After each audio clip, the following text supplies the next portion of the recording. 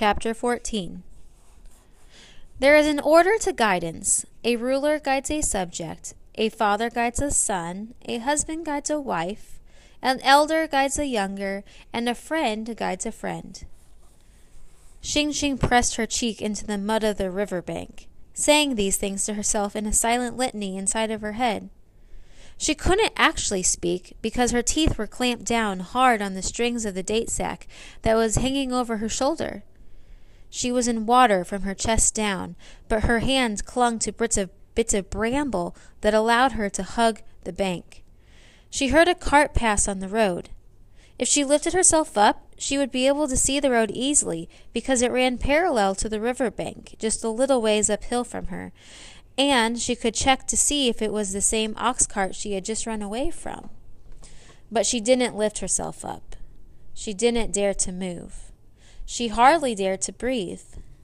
Xing Xing didn't know how to swim, and her grip on the brambles was weakening. At any moment, she could get washed away and drowned in the Han River. Who knew the river would be so deep at the edges? She stared at the bramble leaf just a breath away from her. At this distance, she could study every detail of the leaf. A principle of order guided the pattern of veins in that leaf, and in every leaf, and in everything on earth. And had not stepmother said her ancestors would protect her? Certainly it was Xing Xing's job to protect father, and not vice versa, but her other ancestors should be looking after her, guiding her. Somehow they had guided her to this very spot, and she must trust in their wisdom. The mud crumpled from her weight, and the bramble in her right hand had come loose. Xing Xing slid downward, but before her face went under water, there was something cold and smooth under her feet. Had she hit a rock ledge? She sidled along what was ever underfoot until she came to another large bramble, sticking out of the bank. She grabbed it with both hands and pulled herself out, sopping onto the river bank. She lay there for several minutes, and the date sack at her side now, letting the fact that she had escaped and the fact that she was still alive become real for her. There was no one on the road as far as she could see in either direction. She took off her dress, curling to hide her nakedness in case anyone should appear on the road, wrung it out as hard as she could, and then put it back on.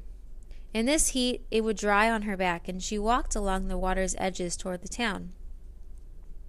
A plumed egret alighted on a boulder in midstream. Of all of the birds, the plumed egret was Xing Xing's favorite. She often mimicked its walk just for fun. It stood tall and white, its black legs straight, its head tilted. The yellow beak moved slowly from one side to the other, but it couldn't be searching for fish up high on a boulder like that. Egrets are waders. A breeze came up, ruffling the bird's feathers, and it turned and faced into the wind. Its feathers lay flat again. Perhaps the bird was a messenger from her ancestors, who she was quite sure now were guiding her. Maybe they were warning her to pay attention to the prevailing winds. Xing Xing ran to the point on the bank closest to the egret. She was going to call out her thanks when she saw the big fish.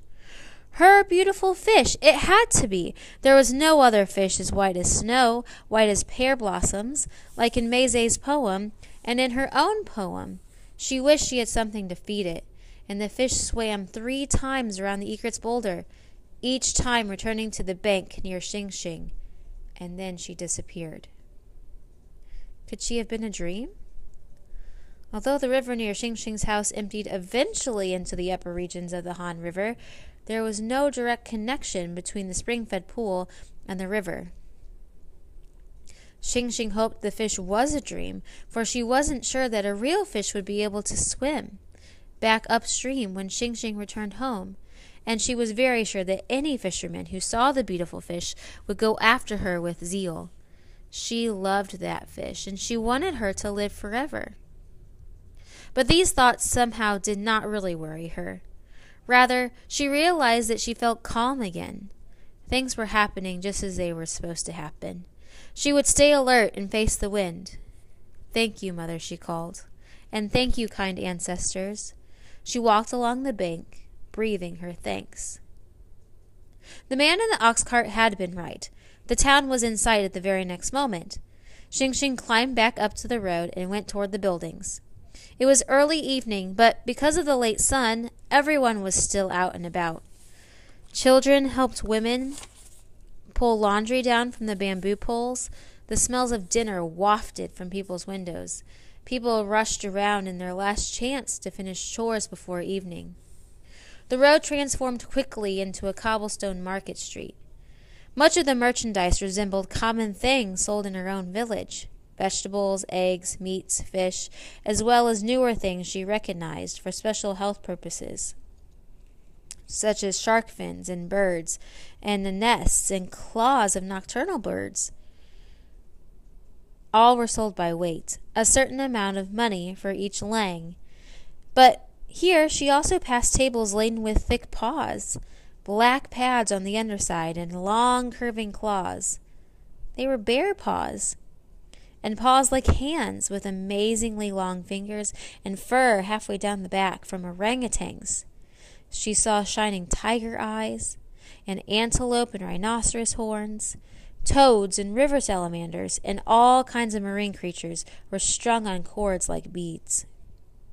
Outside a door were stacked cages of puppies and cats and so many kinds of monkeys. 2 golden monkeys in adjacent cages hugged each other through the bars. The door had long strips of yellow silk attached to the sides, so Xing Xing knew that this was a restaurant, though she had never entered one before. Could the monkeys have possibly known? Xing Xing's eyes stung. She bowed before each merchant and asked the whereabouts of the Lang Zong. Always the fingers pointed her ahead of the main road. She came to an open square with a temple on one end, and its rooftop adorned with statues of turtles and fish and snakes and benevolent dragons. Farmers sold animals in the center of the square. Children climbed on the backs of pigs and fell off, laughing. Xing Xing couldn't help but smile, and the man in the ox cart had lied. Many people were still selling fowl in the cages at this hour. A dried spotted serpent coiled like a rope around the neck of one very fat man who was shaking a ring-shaped hollow rattle. Beside him lay a big black dog, asleep on its side in the dust. Behind him was a cart with little bells hanging from the corners, filled with piles of small cloth sacks and rows of porcelain jars, like the one she had seen in Master Tang's house. His face was wide, with a square chin. This was a lucky face. Xing Xing bowed before him. "Honorable doctor," she said, deeply impressed by how much wisdom must be stored in his huge belly. The Lang Zong gave her a quick glance. "You're not sick," he said with a strange accent. "So what's the message, wet girl?" His directness surprised Xing Xing, but then an important man like him must know the right way to talk about these things. So she answered in kind. "In my sack are goods that will help you, most honorable doctor. In return, I beg you to come to my home and tend to my sister." "I take it that these goods that will help me do not include coins," said the man. Xing Xing shook her head. Stepmother had given her no coins so that she couldn't be robbed. After burning all of that paper money, Stepmother needed to be superbly careful. "Doctors have honorable motives," said the Lang Zong at last. "We are accountable to a higher power, a supernatural power. Money does not rule us. Nevertheless," he said, "we must eat." Xing Xing was hungry herself. The eggs had been a few hours before. She licked her bottom lip, and a woman came up and asked the doctor's help for a rash on her arm. He took out a small jade figurine of a feathered creature, mostly bird, but part reptilian, and touched it all over. He had the woman touch it too, and then he poured dried leaves from a jar onto a square of paper, which he folded securely and handed to her. He told her to burn the leaves and breathe deeply of the smoke. He took her money and sent her on her way. A man came up next, limping. He described the aches in his bones, and the doctor inserted acupuncture needles at strategic points, talking the whole while. The man had brought his own empty jar. Clearly he was used to going to doctors. He got a refill of the elixir that he sought and limped off. And now, as the sun grew weak and the square emptied, it seemed everyone remembered their ailments. A small crowd formed around the doctor. He took the pulse of a woman who complained of depression, and her pulse seemed to give a clear diagnosis. He sold her an amulet with a picture of a man in fighting gear holding a thick club. The words beside the picture said, "If you want a beating, just come." He told her to wear it around her neck to ward off the sadness demons. Several men, some with mud caked on their backs from working in the rice paddies, lamented other desires. The doctor sent them away with various powders to dissolve in rice wine and a small tortoise shell. A man wanted the ends of his arms to be longer, a woman the ends of her legs to be shorter. The doctor said spells over them and prescribed physical exercises and gave them small white pills. For some patients, he read cards as part of the diagnosis. For others, he played a fish-shaped drum as part of the cure. He dispensed elixirs and pills and powders and ointments. Xing Xing squatted on the ground beside the black dog, who had woken and was now sitting patiently, as though studying the sick people. After a while, Xing Xing dared to touch his floppy ear. He licked her hand, and so she petted him constantly while she waited for the last sick person to receive his medicine and leave. At last she stood. "Honorable doctor," she said. "Call me Yao Wang," he interrupted. The word meant medicine king, and it seemed an immodest name even for the very wisest doctor. Xing Xing looked down at her feet in embarrassment for this Lang Zong's self-importance. "Have you ever heard of Sun Si Mayo?" he asked. Xing Xing shook her head. He lived 700 years ago and was the best doctor of all time. The people called him Yao Wang.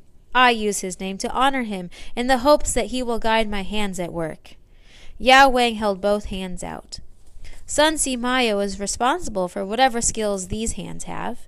He traveled with a black dog, and he leaned toward Xing Xing, and with a tiger and a dragon. Xing Xing jumped backwards.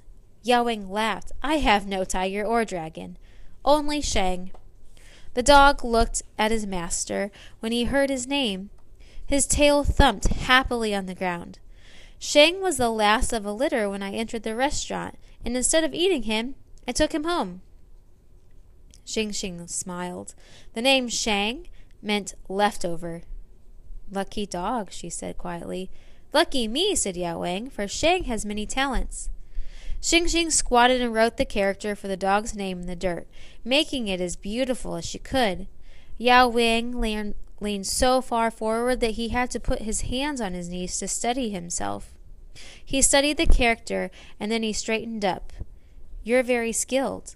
Xing Xing looked down in shame, for she knew that she had drawn the character to show off that she, like the dog, had skills. "Shang's hungry," said Yao Wang. "It is time to eat."